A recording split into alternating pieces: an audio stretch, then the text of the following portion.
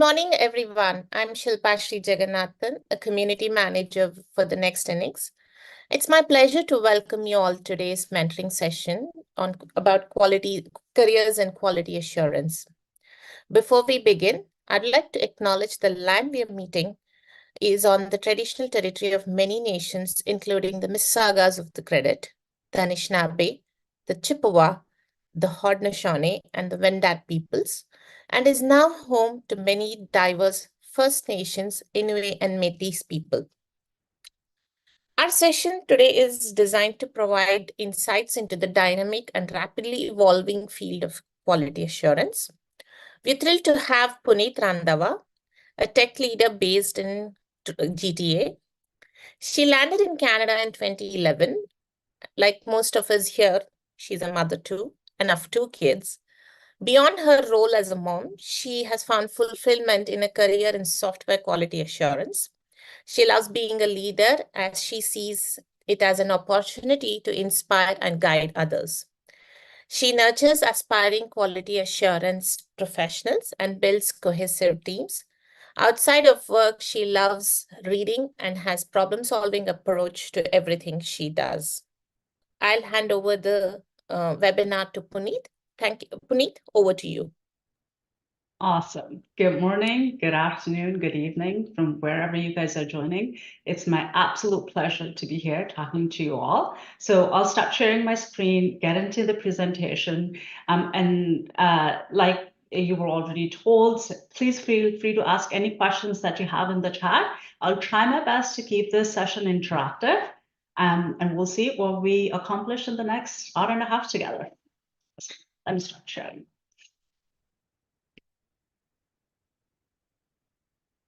All right, so first of all, I'd like to really thank the Nextinnings for giving me this opportunity to talk to you folks.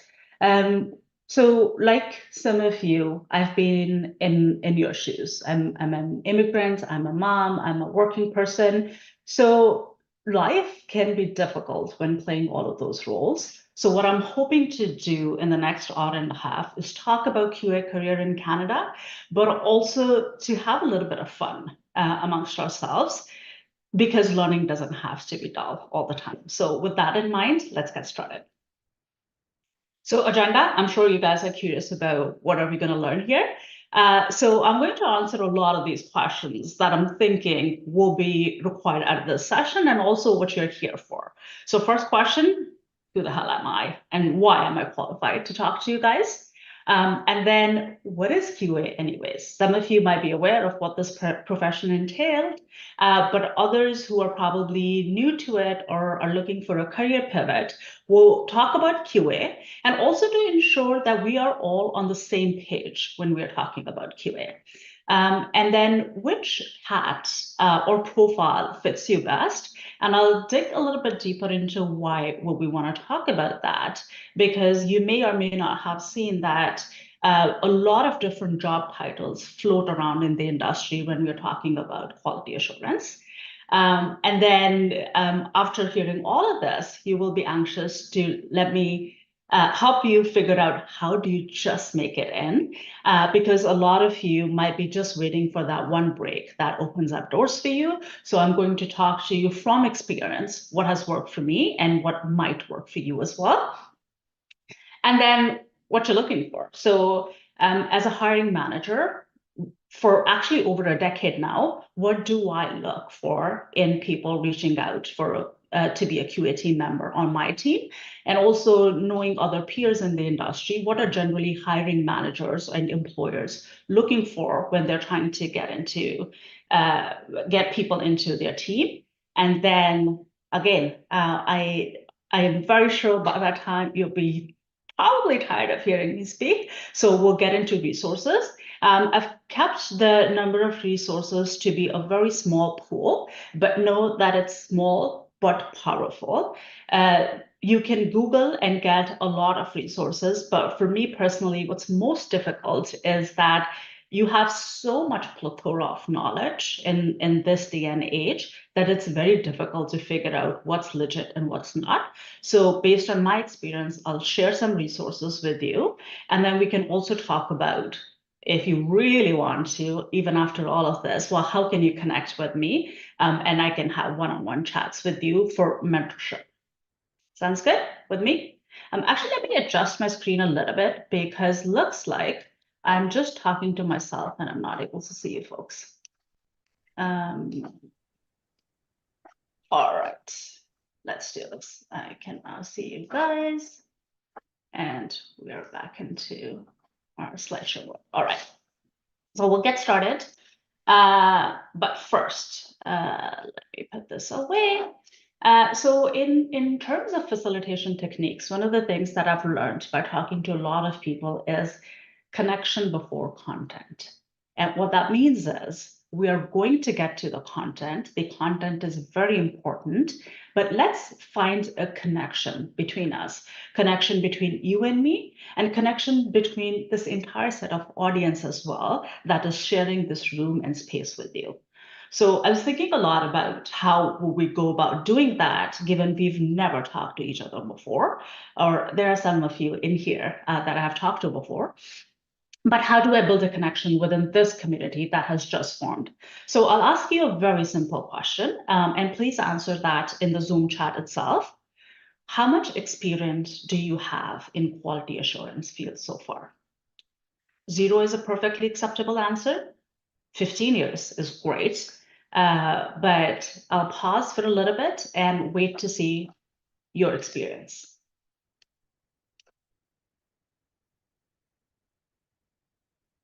Yep, I see a few zeros coming in, 10 plus years, 0, 0, 6, 13, more 13s, 6, 7, 5, 8, that's awesome.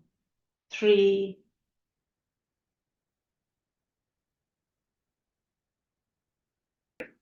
yep. Yep, keep it coming. All right, so why did I ask this and what does this tell us? As a group, we are coming with a huge diversity of experience. For people with 0 years of experience, you're either fresh out of school and looking for a job in QA. You could be an immigrant in a new country trying to find your first job. You could be pivoting careers from a different role to a new one. A lot of reasons why you have 0 years. We have 3, 5, 13 years, 15 years of career. So look at the amount of shared experience we have in this room. If I'm counting all those years, there is 50 plus, 60 plus years of experience in this room right here. So know that what I'm bringing is just part of what you already have. And I encourage you guys to connect with each other and learn from each other's experiences as well and build that community that is going to be very important in your journey moving forward. So now that we know a little bit about each other, let's move on. All right, who am I? So this slide is all about me. So I'll talk a little bit about myself, but I promise I won't spend too much time on it. So throughout my journey, so I have over 13 years of experience in quality assurance, and throughout my journey, I've had different roles. So I've been an individual contributor, I have been a team lead, I have been a manager, and today I'm a director. And who knows where I'll go next? I don't know. I haven't decided. I might just still stick with this. But I could be anything. And you guys can be too. In terms of the different domains that I've worked with in the past, I started my career in enterprise mobile device management. I worked in IoT, that is Internet of Things, retail big data, accounting auditing, life sciences. Currently, I'm in InsurTech.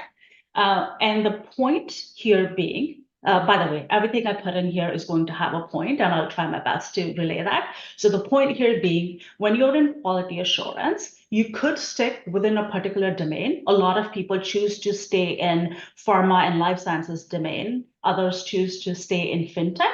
My personal choice has been to explore a lot of different domains. And for me, the motivation behind that was it is the learning that I get from it that is very rewarding for me. So I make sure every new position that I go for, I find it in a different domain, but you don't have to. And in terms of the size of companies that I've had an opportunity to work with, so I worked in very small startups. So I did 3 startups so far. Then I moved on to mid-sized company. I have worked for a very large public company as well. So suffices to say that I've allowed myself to explore a lot of different company sizes as well. And what a role of an individual QA versus a QA leader looks like in this different company sizes really varies a lot. And again, I have enjoyed learning and kind of helping people along their journey as well because of my experience here. And on the personal side, as Shilpa already told you, I'm a mom to 2 beautiful kids who keep me very busy outside of my professional life. I love reading a lot. I'm an avid reader. That's probably my only hobby. It is my fun time. It is my me time. So I like reading. And if you combine that with a cup of coffee, I'm on cloud 9. So absolutely love coffee. And the other thing I like to share about myself is that I'm an introvert. I'm a proud introvert. That means I need time to myself at the end of the day to just unwind and relax a little bit. Because of my career and a leadership role, I've trained myself to come out and talk to a lot of people. And I usually get asked, how could you be an introvert? And I'm telling you, if you are an introvert, it doesn't necessarily have to show on your professional front, but embrace it fully.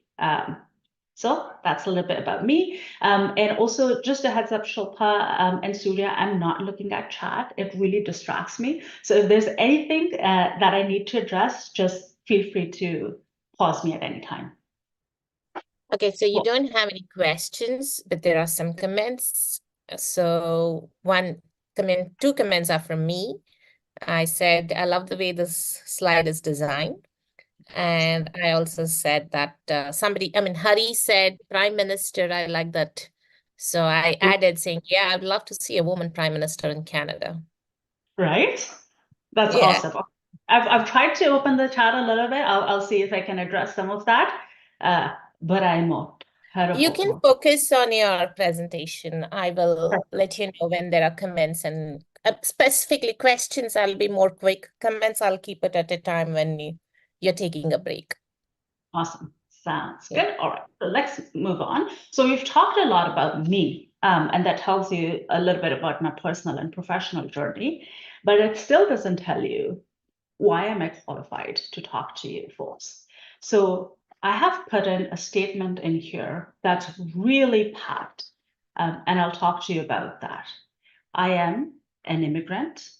I'm a mother, a woman of color who's working in tech leadership. For any of you who's held one or more of these roles, know what it takes to reach where I have reached. I immigrated to Canada in 2011. I had not worked before. I had just finished my school back in India. I was here without any professional support at all. I did not know anybody. And the only input I kept hearing was there is absolutely no way you can get into a Canadian market without Canadian experience or Canadian education at the minimum. I had a lot of responsibility on myself, and it was a scary place to be. My first job here in Canada was a 2-week contract as a QA in a startup. So it was very difficult for me to say yes to that as well, because 2 weeks left me neither here nor there. And I was getting a full-time job as a receptionist. So it was difficult to choose between getting a paid full-time job versus picking up just a 2-week contract for the industry that I wanted to go into, but it was very risky. I lived in a basement apartment for a very long time. And I commuted to work 2 hours one side by public transit every day. I did it for a very long time. and I hustled. I took that job for a 2-week QA contract, if anybody's interested, and rest is history. Here I am in front of you, telling you that you can do it too. It might look difficult today, not just might look, I know it is difficult today, but with enough grit and trying to be at the right place at the right time, and all the support you can gather, you will make it. And I know that because I did too. This is, I promise, going to be the heaviest slide. And I just wanted to put it out there, not for a pity party or sympathy, but just telling you that it is possible for you as well, even though it looks difficult today. All right, let's move on. I promise we'll try to get a lot more laughs after this. So software quality assurance. So let's get into the meat of our discussion here today. So you must have noticed so far we've been talking about quality assurance, and now I have put in the word software quality assurance in front of it. And that is to tell you that this is where my decade of experience comes in. There are a lot of different fields where quality assurance happens, I think in almost every field. So in pharma, in manufacturing, in food industry. And true story, I recently, a couple of months ago, met somebody who was in quality assurance. And if you know me, my eyes just lit up when I find somebody in a similar field. So I asked them, what does their job profile look like?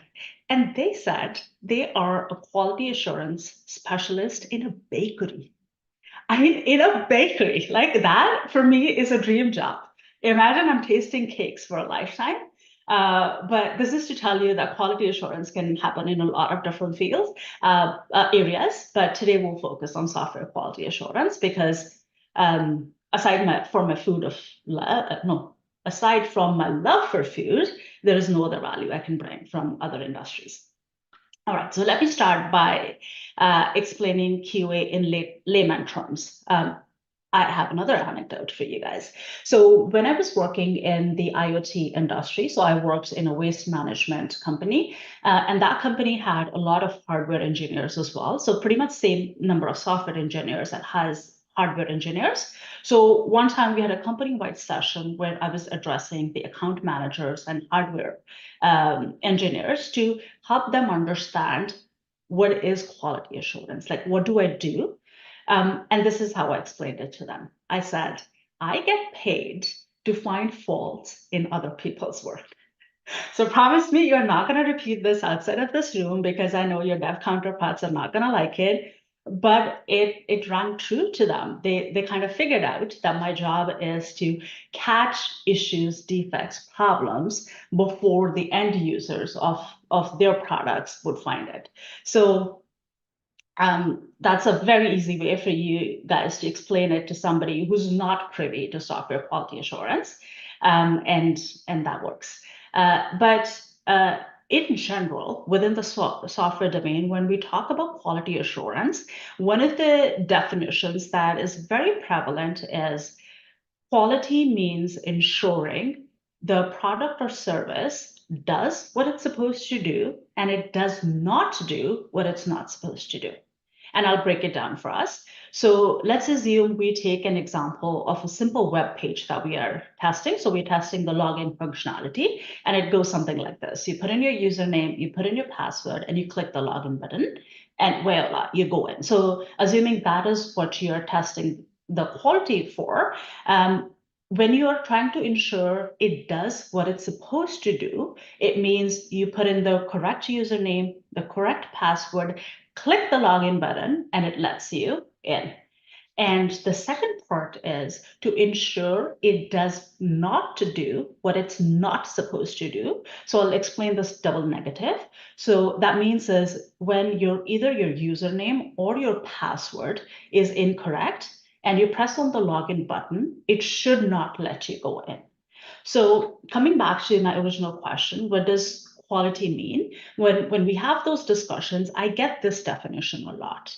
And I want to point out that what we just talked about is called testing. It is not quality assurance in its whole. Testing is a part of quality assurance where you're testing the functionality of the product and service that's going out. But quality encompasses a lot more than just testing.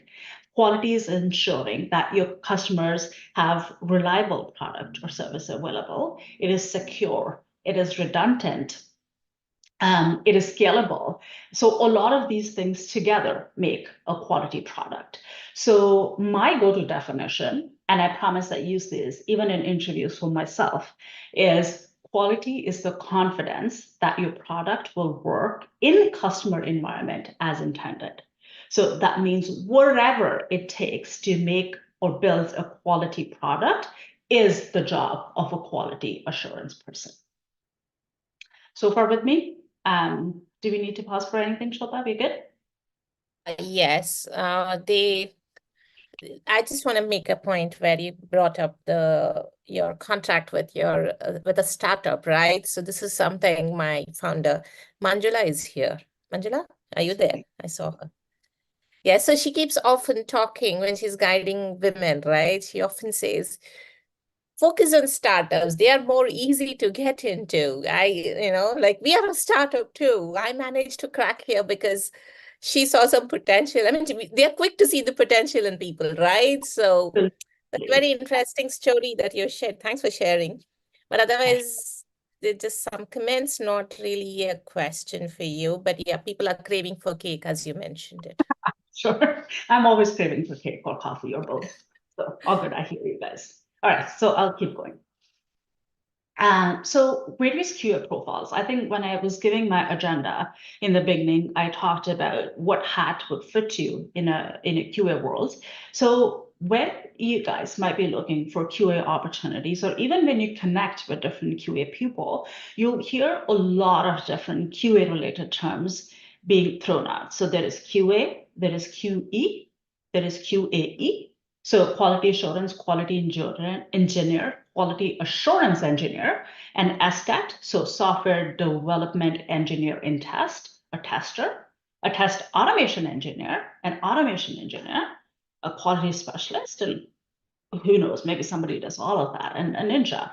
So it gets very confusing for a lot of folks to understand whether all of these are the same or different.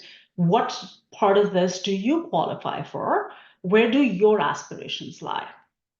And in terms of talking about QA profiles, there is a major distinction that's probably very controversial in our industry, and we have an elephant in the room, so I would absolutely love to talk about in open, is manual testing versus automated testing. And that, by the way, is the elephant in the room. So manual testing means that you're actually button clicking yourself and going through the flow of a product that you're testing manually, as opposed to automated testing means using tools, technology, and or code to automate that flow. So the industry is or was at some point divided between manual testers versus automated testers, but it is blending a lot. And I am very sure a lot of questions that are going to come my way are going to be, should I take manual testing? Should I learn to code and do automated testing? What does the future look like for me if I do one versus the other? And here is my take on it. The industry is moving more and more towards automated testing. And that is the future of not just our industry, that is the future of this generation as a whole. If you are with me and noticing the changes going around us, the speed with which AI has changed our world today is mind-blowing. I have never seen a single change affect us so rapidly as AI has. And by that, I mean not even advent of the internet or the computer. So that tells you that technology is moving at a very fast pace. And my advice is, do not be scared of coding. We will talk about resourcing and how to get onto that path. But if we are talking about where the industry is going, that is largely where it's going to work. But having said that, there are a lot of companies that are actually making this transition as people are transitioning their roles as well. So there are a lot of manual only testing roles available. And even better, there are companies that are ready to hire manual testers who then want to learn and transition into being automated testers. So largely the distinction between QA and QE is quality assurance means you are mostly focused on manual aspect of testing, and quality engineer means you are writing code to be able to test or bring in automated testing.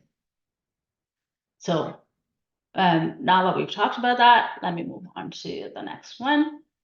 All right, so there are different profiles, there are different titles. How do you guys make it into the field? You're either trying to enter this field, you're either trying to transition into QA field from another role, or you could be somebody who's already in this field and finding it a little bit difficult to level up. So I have a magic trick for you. As you can see, that's me, by the way. That's that. If I dress up nicely, that's how I look. So I have a foolproof trick for you guys to figure out how do you do that. And I also mentioned future proof. And by that, I mean as far ahead in future as we can see. Like I said, with the rapid pace at which things are changing, we really don't know what to expect long term. So short term, this is going to work for all of you. And here is my magic trick. Go look up job descriptions and job postings for the profile that you're trying to get. It is as simple as that. I'm sure it's not a novel idea. You've heard about it before.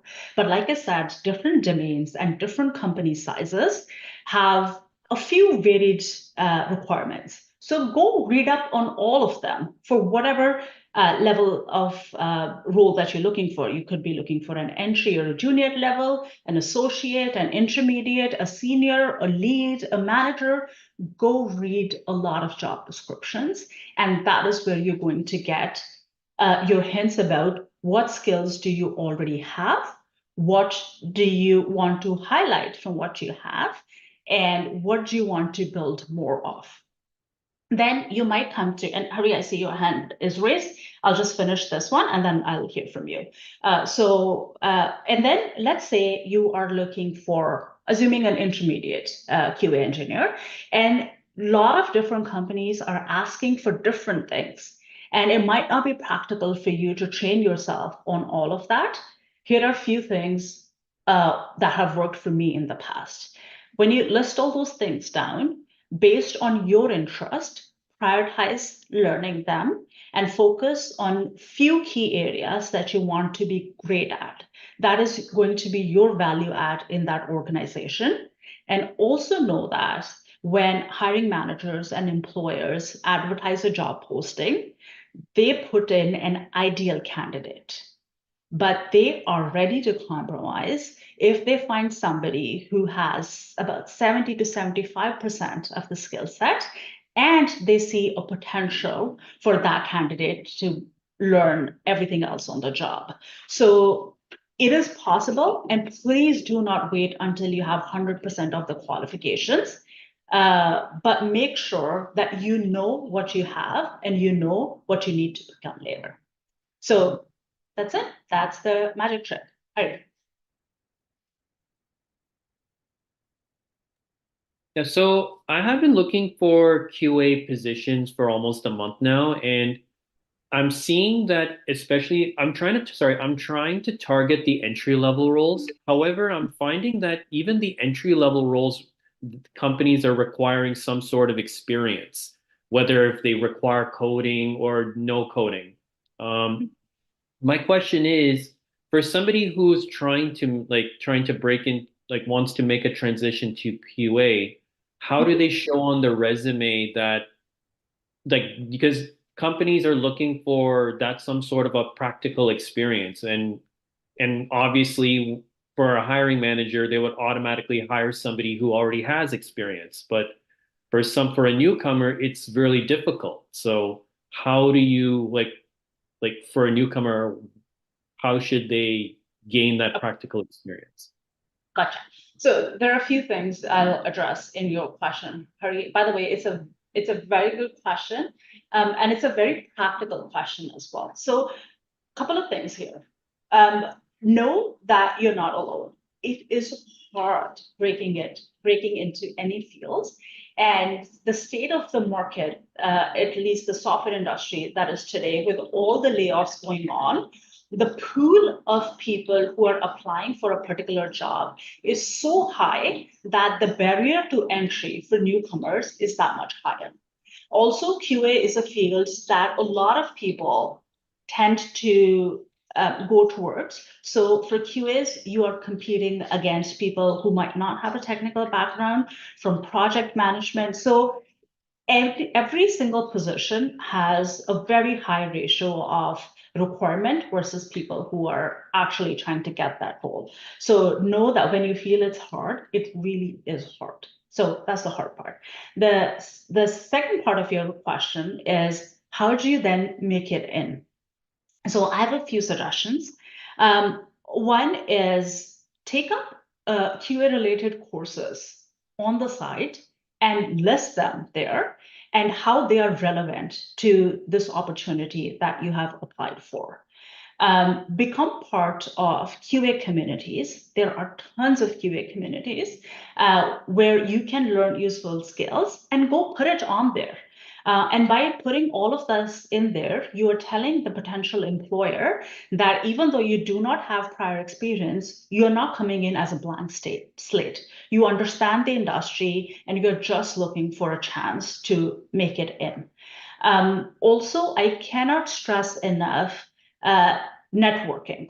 Hurry. So it is a very simple and very well-known fact that networking is going to help fill a role, or a referral is going to help fill a role way faster than you would apply for that role.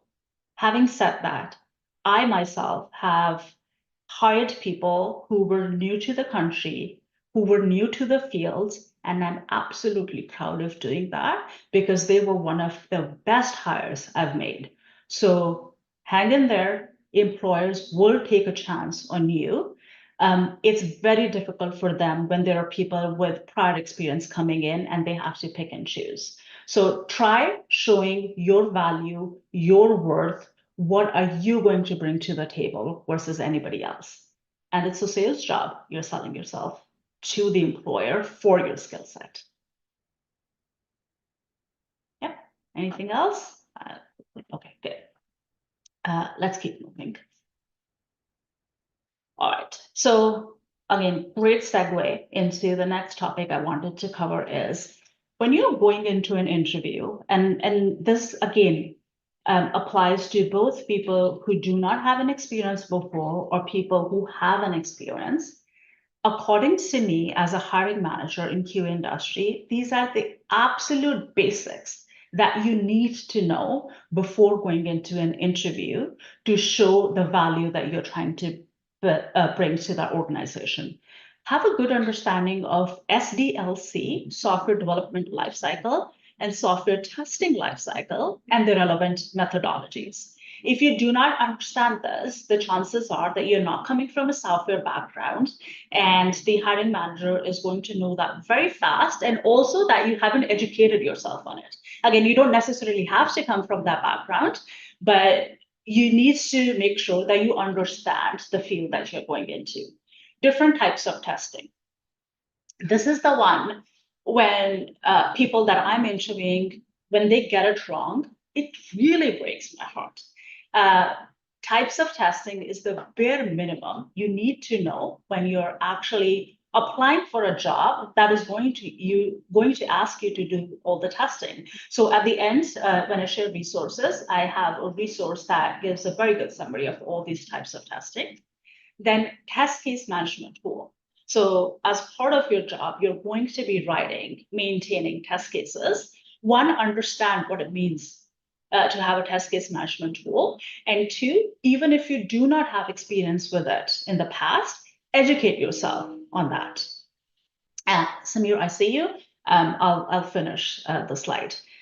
Defect tracking tool. So again, hopefully everybody here understands what a defect is. If not, let's educate ourselves first on what a defect is, and then how defect tracking can be done, because that's another major aspect of your job as a software quality assurance. Reporting. So reporting is what is going to tie all of this together. What you're doing daily, how you're contributing as an individual contributor, how does that go back to the rest of your team is reporting. Then automation testing tools and frameworks. Note that I have put this under basic topics. That means even if you're going for a manual testing role and you're going to be upfront that you do not know anything about automation testing, that is not a reason or excuse to not know about what are some of the automation testing tools and frameworks, and how can they make a quality assurance person's job better. So educate yourself on all of that, even if that's not going to be your daytime job. CI/CD, so that is continuous integration and continuous delivery. What does it mean? It is almost seen as a buzzword in our industry, but the amount of advancement we've had so far, CI/CD is again a part of what we deliver every single day. And then release cadence. Do you know what it means? Do you, in your previous role, what was the release cadence? What does it even mean to release something? So these are the basic topics I highly encourage you to educate yourself on. And I promise you, if you do a simple Google search, all of these answers will be right there in front of you. The number of resources we have, it might be overwhelming you to skim through them, but there's not going to be a lack of resources. So that's my spiel. Samir. Thank you so much. Sapneet, I just want to have an understanding. There's a possibility that I might have missed in the beginning, what you said, because I joined a little late. But, I actually have been working for Microsoft. I worked in Microsoft for about 3 years in Canada. And even though I was performing well and everything, but of course, department went, they shut down the department in US, UK, Canada, and Australia. So I was laid off, and it's been almost a year. I did some certifications cloud computing and Azure 900. That's a fundamental one, and then MS 900. I'm already in the process of actually doing the administrator one, and I did also a certification back sometime 4 or 5 years back in in data analytics. And now I'm in. Since the job market is so sluggish at this point in time, and I've been trying to get a job, I have not been able to get one. So somebody just did suggest me that if I can get into QA testing.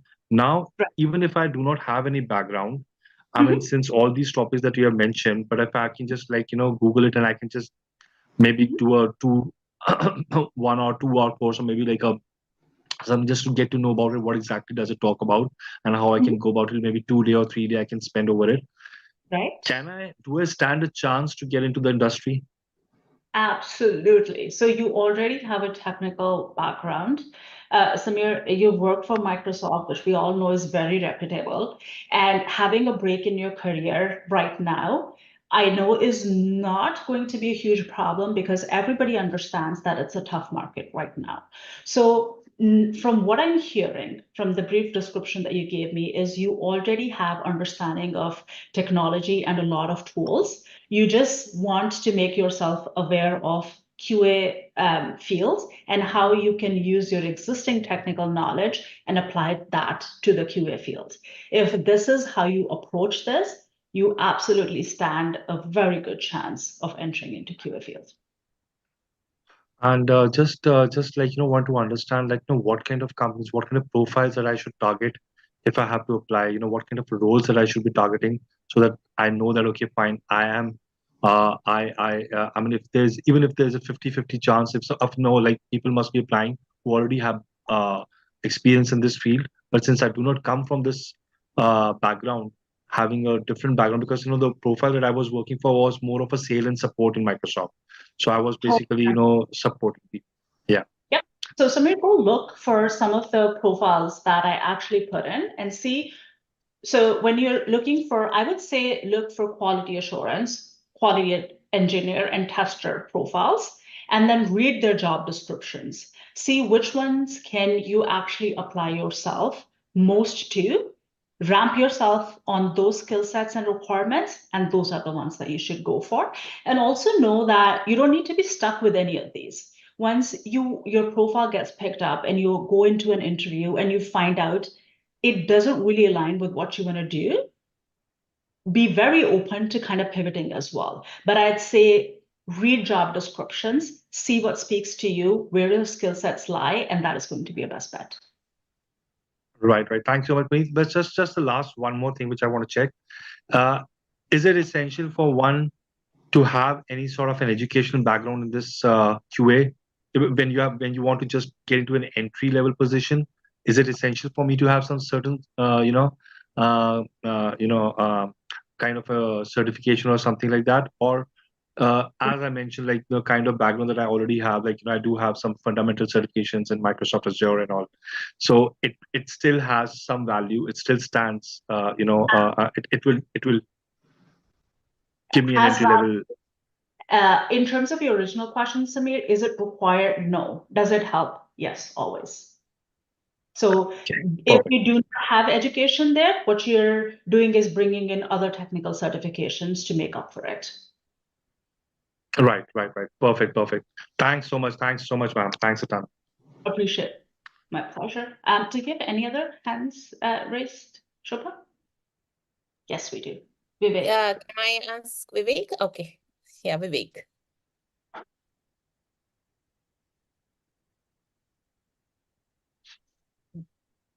Vivek, are you there? Yes, am I audible? Yeah. Hi, thanks. And then we come to some of the common tools. So when I covered these basic topics, with these topics come a lot of tools. So this is me giving you some very high level tools. If those topics are too much for you to go and understand, you might be able to relate to some of these names that you might have seen in job description. And also, if you're looking for which specific ones should you learn a little bit more about, this is my guide to you based on my experience. So for test case management, TestRail, Ziffer, X-ray, Q-Test, know about any one or multiple of these, just so that you have an idea of what a test case management tool looks like. A lot of companies used to, but still do, use Excel, and know that that's fine if that's the only tool that you have experience with, but know an actual tool that's meant for the purpose. For defect tracking, Jira. I mean, again, you cannot, probably this sounds too harsh, but I think it's true. You cannot apply for a QA job in a software industry and not heard about Jira before, so please make sure you know about it. And then I've put in some automation tools that you don't need to know or have a lot of experience with, but still educate yourself. So for UI and end-to-end automation, Cypress, Playwright, Selenium, and Robot Framework are high level, the ones keep coming up in a lot of job descriptions and interviews. For API automation, I think Postman is the simplest, but rest assured keeps coming up as well. So please educate yourself on what these are and what they do. For continuous integration and continuous deployment, Jenkins or Azure DevOps or GitHub Actions, they're all good to know. And for version control, Git. So again, I'm stressing that you don't need to know every single one of these, but in your interview should not be the first time that you're hearing about this. So educate yourself, at least at a very high level. All right, so we are coming to a slide, hopefully, that answers some of the other questions that are either in your head or that are actually going to come up. So when you're looking at a job description, the job description tells you mostly the technical skill sets that an employer is looking for. But as some of you mentioned, and as I know, the truth in this industry is the resumes still do not get picked. So what are you doing wrong? You have a great skill set. Why do people not pick up your resume? Here are a few tips that I'm sharing from my personal experience, and hopefully they're helpful for you. One is you're applying, for a quality assurance job. Please make sure you produce a quality resume. And I do not say this lightly, even though you see a very nice smiley in there, but I cannot tell you how many times I've seen QA resumes that are full of typos. For me, that's a huge put off because that's your one job. And if with your resume, you're indicating to me that you cannot pay enough attention to detail about what you're actually presenting as your representation to me, I won't want to pick up that resume. So please make sure it has absolutely no typos. And then typos is not the only part that makes a resume a quality resume. Please do not have a lot of repetitions. Please try and highlight with whatever experience or education you have, how has that helped an employer in the past, or how will that help your future employer? And then don't go on and on and on with the exact same things in different job descriptions. Whether you have a 0-year experience or a 15 years experience, there's absolutely nothing that cannot fit in maximum 2 pages. So 1 to 2 pages is the absolute maximum that you should go for. And again, I'll tell you why that matters. You might have heard about it at a lot of different places, but in my particular fields, if you're not succinct and you cannot explain what you're actually trying to sell to me within 2 pages, I'm not confident that you're going to be able to do at the job itself. So number 1 requirement is a quality resume. That is non-negotiable. The second thing that I've learned from experience is I have seen resumes where people who have 2 years of experience with almost every technology on the planet listed on it. And just out of curiosity, I've talked to a lot of those individuals to try and understand where are they coming from and what does that tell me about those resumes. And please make sure you make a good distinction between the tools that you have hands-on practical experience with and the tools that you've just picked up out of curiosity or have seen 1 or 2 YouTube videos on. Of course, be smart about how you present it. Just don't say what I just said. But a lot of times when you're going into interviews and you start asking people technical questions about, let's say somebody's put in Cyprus, and they say, I actually don't know because I only heard about Cyprus, or I read an article on it, or I've just seen a YouTube video. So make that clear on your resume so that I know that you're very curious about what this technology is and you're educating yourself on it, but also know that you do not have hands-on experience on it. And please make sure you have that distinction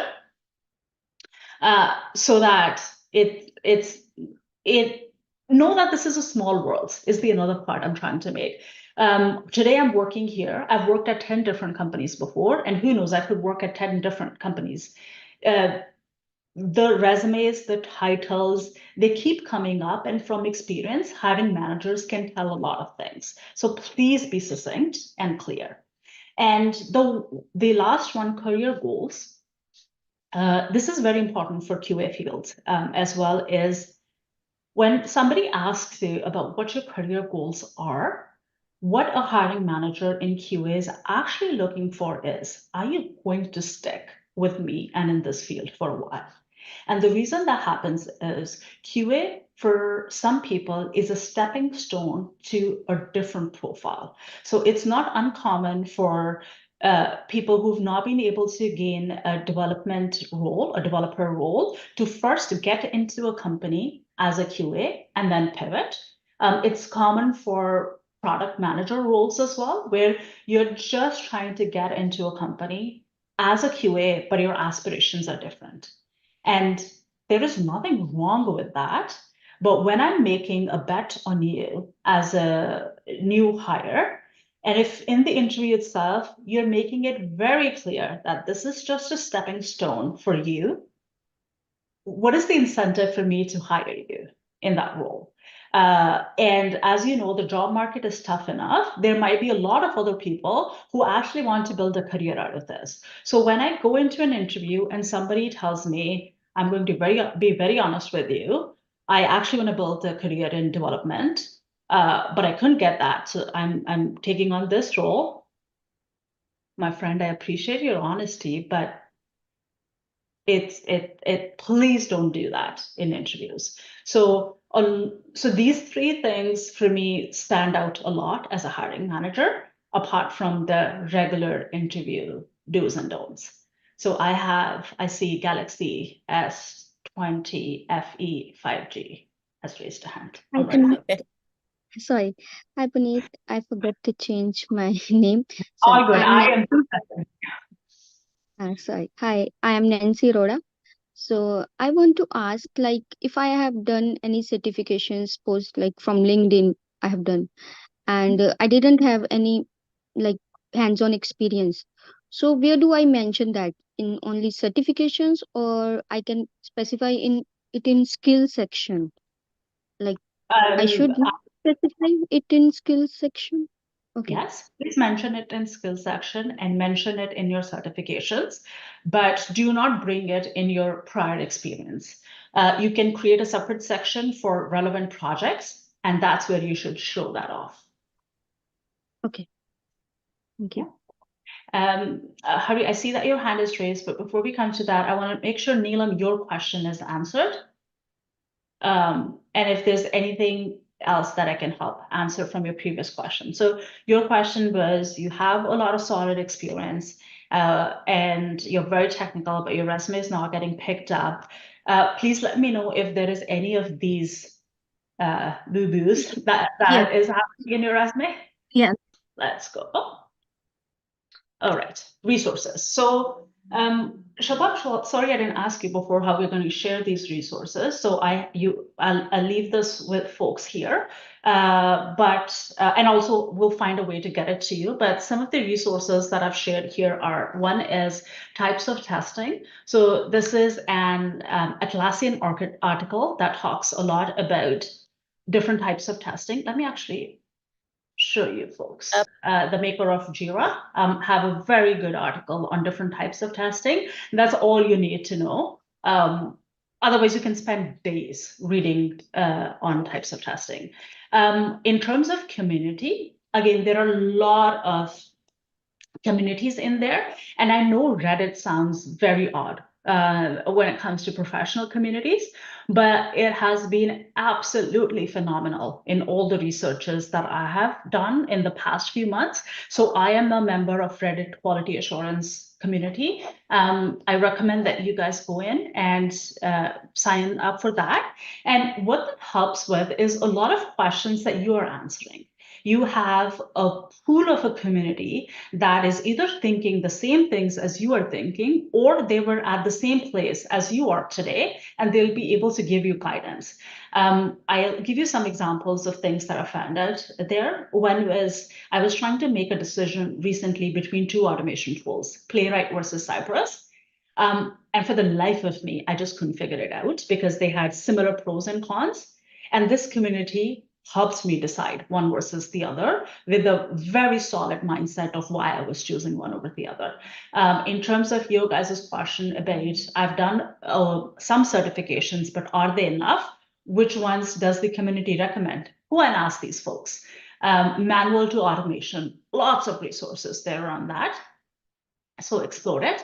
Udemy courses, I know it came up. So Udemy is one place where I've found courses for very different skill set. So recently I had the pleasure of mentor somebody who was a manual tester and they were looking to transition into automated testing. There was a course that I recommended to them that I had taken personally, and that gave them a very good starting block to go on their automation journey. Know that it's not enough on its own. It's very good if you can apply that at your job, but it helped them. And I've seen a few Udemy courses and success stories around it. So Udemy is a good place. And the other thing that comes up a fair bit is quality metrics. Like, what are we measuring? What does it mean to have a quality product? So I found this article very resourceful, and I go back to it a lot of times, and I've given a link to that as well. So like Shilpa said, this will be shared out with you folks. These are my basic set of resources, and they should take you to other places that you're looking for without going into the wild, wild west of the internet. Shelja.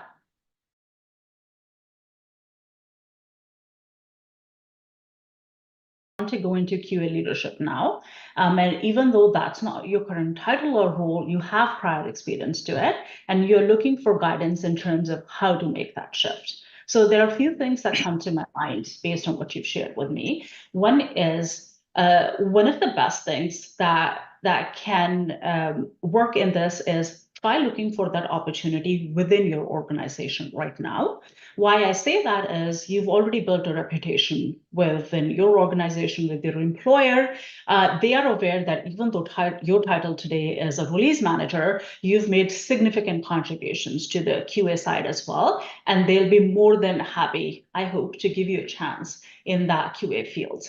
If that is not a possibility, then my next suggestion would be to try and make a lateral move into another industry where you're not going in for a title higher, but a similar title. So today you're a release manager, try to find a QA manager role in another industry. And the way you can do that is literally whatever you highlighted for us here in this discussion, highlight that in your resume as well. So even though your title is release manager, these are the improvements you made within the QA department, so that it tells us that you're very qualified for that role as well. By the way, know that a lot of companies have QA and release management under a single manager. So that's definitely going to work in your favor. And also, when you're open to making this lateral move of going into QA manager, choose an organization where you see that there is a QA leadership pillar set up. By that, I mean choose an organization that maybe today has a QA manager, but they're open to having a senior QA manager or director, a VP of QA. And that is how I learned to make this transition for myself. I chose an organization that even had a VP of QA. And the reason I chose that is I really wanted to, like yourself, understand how to go into senior leadership without losing the field that I love, that is QA. It is not every day you see those roles, but there are still a fair number of companies that do hire for higher leadership in QA. So go look for that organization, try to make a lateral move, and that's how I think you're going to be very successful. Thank you so much, Vivek, for your question. But Yeah, I really appreciate the question. If you can be a little bit patient, Neelam, we'll get to a point where I actually cover what employers are looking for, and maybe your question is already automatically answered there. If not, then give me a shout again, and I'll take your specific question. Sure. Yep. Okay. So hopefully you can modify your resume a little bit to make sure that all of this is cleaned up in there. The other thing is having a development background is fantastic. You are bringing the technical skill set to the QA side that's much needed. Make sure you are actually in your experience talking about how you used your technical background to help in the quality field, or how could you use that now? So if that is missing, I'd highly recommend you to go add that. Okay, like it I'd should be like- specific to the position, like specific to the skill set, what I have mentioned in my resume. Yeah, is okay. Yes. Thank you. Yeah. So tie what you've Neelam, learned. I'd like to add that we have a service where we help people with resume and all. Surya will share the link. You can sign up on us for one of our services. We could take it ahead. And also, just a few more tips is to constantly network with people in the similar field, because that will also help you further narrow down your search as well. Okay. Yeah, Thank so you. yeah, events like this will help you network with people in similar field. Okay. Yeah. Tell you is, unfortunately, it depends. It depends on who's hiring. And there are not just universities and like online courses like Coursera and Udemy. In QA fields, there are courses like ISTQB as well. And there are companies that have that as a requirement, and there are others who couldn't care less whether you have it or not. So my take on any of this is it is not just about certification, people. It's about what you're gaining out of that. So what employers care about is you've done your certification. What are you bringing to the table with that? So by all means, go and highlight whichever course you're taking for whatever reason that you're taking, and employers will respect that. It doesn't have to be one versus the other. To be honest, to me, it comes down to cost. Getting a course from Udemy might be much more affordable than getting it from a York University. I have done both for different reasons. They've tremendously added to my skill set, and that's what I've highlighted when I've gone for my, next interview. So where you get it from is not as important as how you're actually using it. So when we get to the resources section, I'm going to share some resources which are my go-to for either recommending it to people or gaining more knowledge out of those. So start with those resources, and I'm sure you're going to get answers to almost everything that I listed there. Perfect. Sounds good. Thanks, Tom. Thanks, Tom. Okay. One is 100%. I would recommend that. And the reason behind that is you've had a 5 years gap, and that's perfectly fine. Life happens. And as an employer, I personally am more than happy to give you a chance if I see that you have a drive to now continue your career. And how are you going to show me that? That is through your personal project. Personal projects can be of a lot of different types. What speaks most to an employer is you've taken an online course and you have implemented what you've learned from there in a personal project. That answers a lot of questions from what other candidates have asked. So let's say you've taken an online course on Selenium.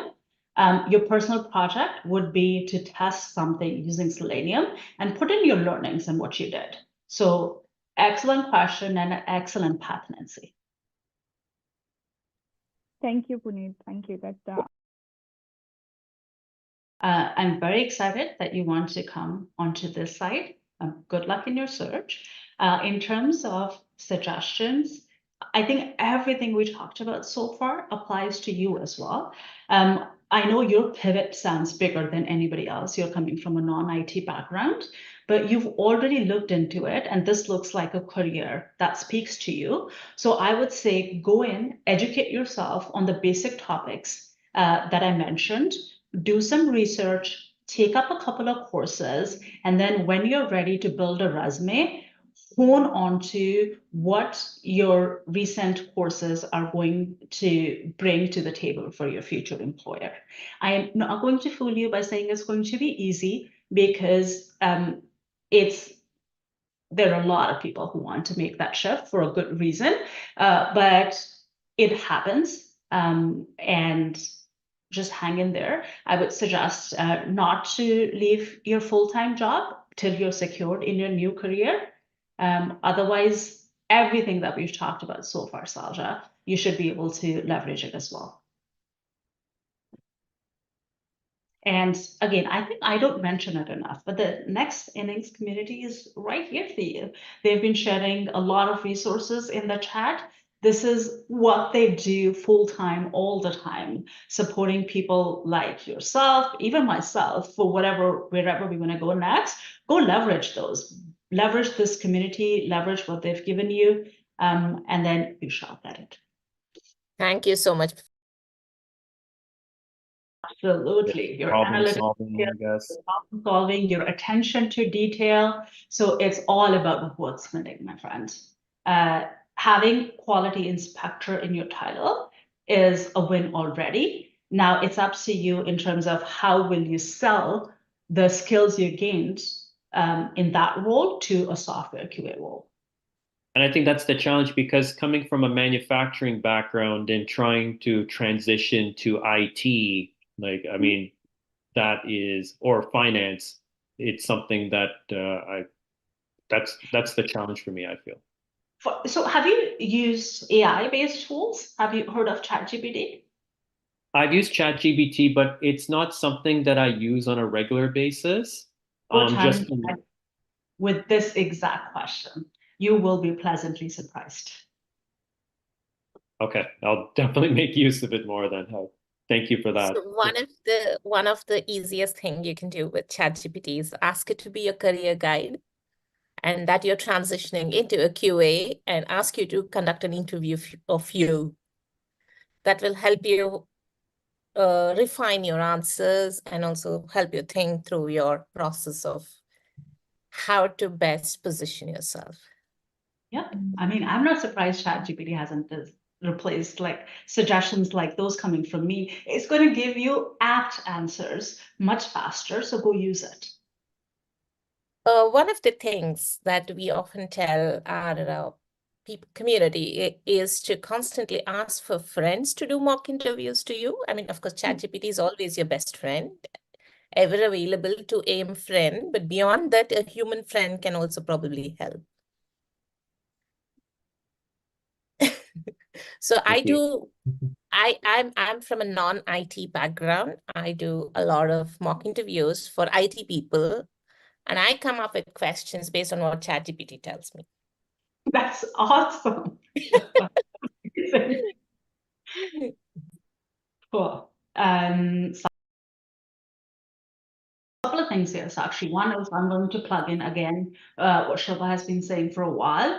Use Nextinnings. They might be able to look at your resume and give you proper tips in terms of is there something in the resume, and they might be able to help you with the job search as well. So please go and use that. The second thing I'll say is I have seen so the way that job tracking systems work for a particular company is if I have few different roles and your resume comes in a lot in all those different roles, I can see that. So that tells me that you yourself are not very confident on which profile do you actually fit in, and you're nilly-willy applying to every single role that opens up. So my suggestion to you is first understand which hat are you ready to wear. This is your experience and this is your skill set. When you're looking at job description, where best can you apply that experience to, and try to stick with it plus minus 2 years so that you do not come across somebody who's just ready to take anything up. It helps a lot, in my opinion. Okay, and the job which I'm doing right now, because to survive, we need to do a job, right? So I'm just doing a technical support. So is that something that I'm on the right track to get a QA? Because still I'm in the tech, but it's a 5 years gap now in between a QA job and to achieve another QA position.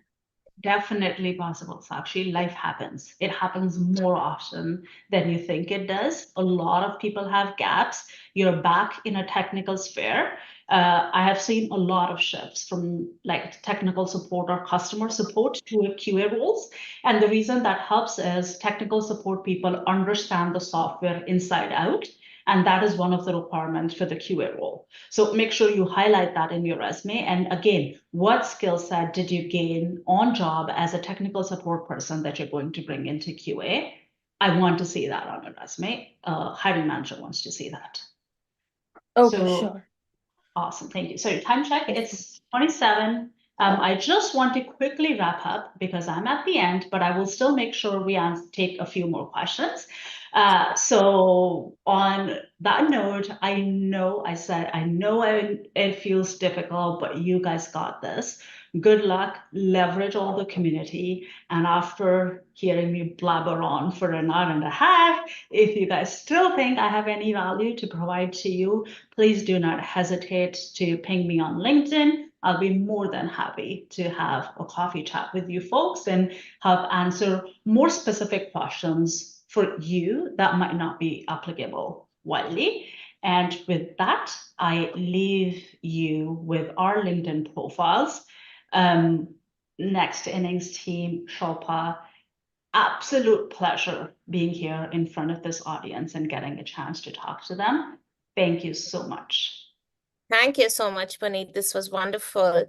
And the wealth of knowledge that you come with was very useful for our community. I'd like to take this opportunity to thank you wholeheartedly. And I'd also like to thank the community members who joined us for this chat today.